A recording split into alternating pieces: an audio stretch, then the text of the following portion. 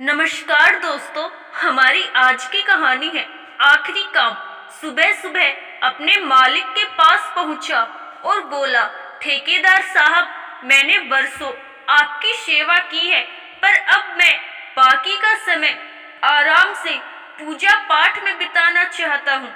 कृपया मुझे काम छोड़ने की अनुमति दे। ठेकेदार कारपेंटर को बहुत मानता था, इसीलिए उसे ये सुनकर थोड़ा दुख हुआ, पर वो कारपेंटर को निराश नहीं करना चाहता था। उसने कहा, आप यहाँ के सबसे अनुभवी व्यक्ति हैं, आपकी कमी यहाँ कोई नहीं पूरी कर पाएगा, लेकिन मैं आपसे निवेदन करता हूँ कि जाने से पहले एक आखिरी काम करते जाइए। जी, क्या काम करना है? कारपेंटर ने पूछा। मैं चाहता हूँ कि आप जाते जाते हमारे लिए एक और लकड़ी का घर तैयार कर दीजिए। ठेकेदार घर बनाने के लिए जरूरी पैसे देते हुए बोला।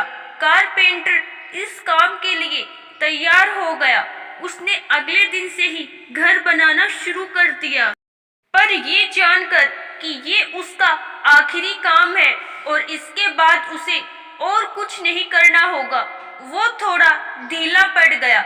पहले जहां वह बड़ी सावधानी से लकड़ियां चुनता और काटता था, अब बस काम चलाऊ तरीके से ये सब करने लगा।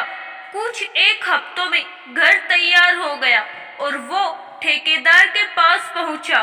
ठेकेदार साहब, मैंने घर तैयार कर लिया है, अब तो मैं काम छोड़कर जा सकता हूँ। ठेकेदार बोला, हाँ, आप बिल्कुल जा सकते हैं, लेकिन अब आपको अपने पुराने छोटे से घर में जाने की जरूरत नहीं है, क्योंकि इस बार जो घर आपने बनाया है वो आपकी बरसों की मेहनत का इनाम है। जाइए, अपने परिवार के साथ उसमें खुशहाली से रहिए। कारपेंटर यह सुनकर स्तंभ रह गया। वह मन ही मन सोचने लगा, कहाँ मैंने दूसरों के लिए एक से बढ़कर एक घर बनाए और अपने घर को ही इतने घटिया तरीके से बना बैठा। काश मैंने ये घर भी बाकी घरों की तरह ही बनाया होता।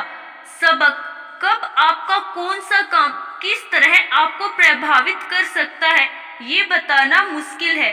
ये भी समझने की जरूरत है कि हमारा काम हमारी पहचान बना भी सकता है। आशा करती हूँ दोस्तों, आपको हमारी आज की कहानी जरूर पसंद आई होगी। धन्यवाद।